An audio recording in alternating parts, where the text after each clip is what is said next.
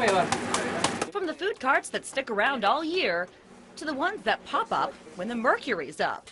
Mobile food carts are all over town right now. Very good temperature. And it's kept the Tulsa County Health Department busy with inspections. The main concern during the summer is food temperatures, because it's really hard to keep those cold foods cold when it's so hot inside of these trailers. Inspector Kendra Wise took us along. So you have any questions for me? She's looking at Filiberto Salvador's mobile Los Unicos. Filiberto came here from Mexico more than 30 years ago. I like it better here. The life is better.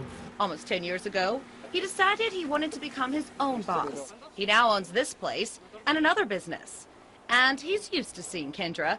She visits 4 times a year since Los Unicos stays open year-round.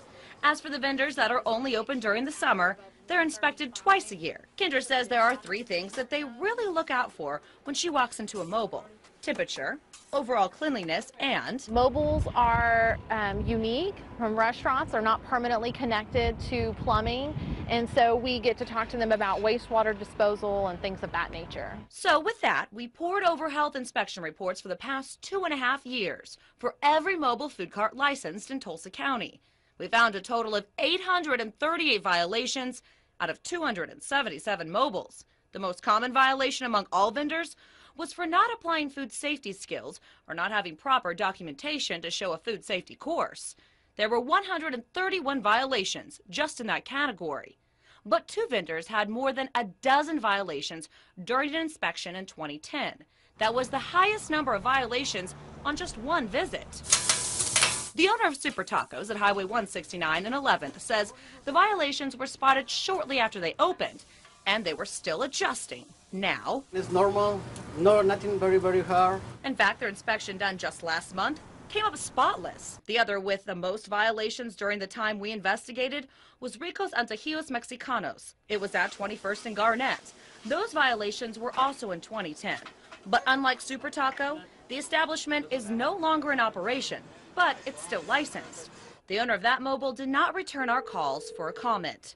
Kendra says the worst offenders don't stick around for long. Not because I, had to do any enforcement on them, but mostly because they didn't have a good product and the customers didn't keep coming back, so they just eventually went out of business. And when you're at a mobile food cart, there are some things that you can look out for. You're just going to want to look at general cleanliness and making sure that whenever you order your food, the hot food is hot and the cold food is cold.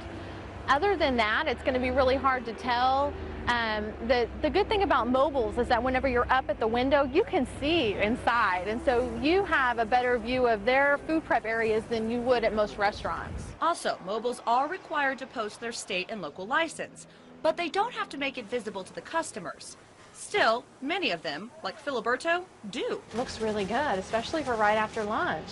Excellent job. His inspection came up perfect the day we were there, but his last inspection on record came in with 3 violations: cleanliness of floors, walls, and ceilings, plumbing, and reusing containers.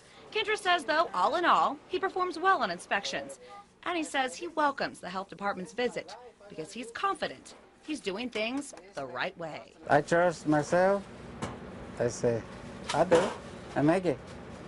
And I make it. You can look at the inspection report for any mobile food cart in Tulsa County. We have a link on our website. Just go to kjrh.com and look for this story under segment 2.